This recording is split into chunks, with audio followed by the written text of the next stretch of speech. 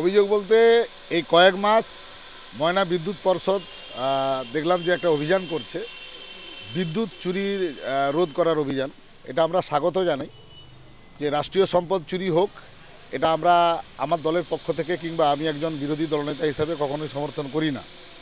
কিন্তু দেখা যায় এই কয়েক মাস ধরে যে বিদ্যুৎ চুরির অভিযান চলছে তা কেবল হিন্দু কমিউনিটি এলাকাগুলোতেই এই অভিযান চলছে, অথচ মুসলিম কমিউনিটি এলাকায়, তার বস্তি এলাকায়, বিভিন্ন জায়গায় খোল্লাভাবে দিনের বেলায় হুকিং করা আছে।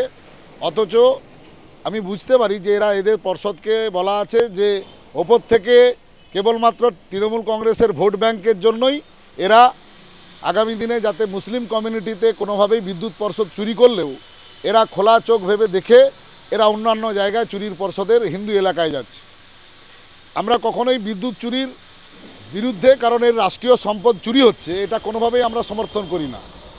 বিদ্যুৎ যারা চুরি করছে তার কোনো কমিউনিটি হয় না। বিদ্যুৎ চোর সর্বস্ত, হিন্দু হতে পারেন, মুসলিম হতে পারে।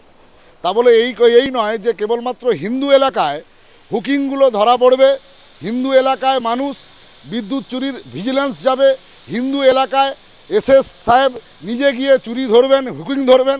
অথচ মুসলিম কমিউনিটি এলাকায় দিনের পর দিন হুকিং চলছে বাস্তবভাবে এবং দিনের বেলা। এখন আমি বলেছি যে আপনি যান এলাকায় বিভিন্ন বস্তিতে দিনের বেলায় প্রকাশ্যে হুকিং চলছে।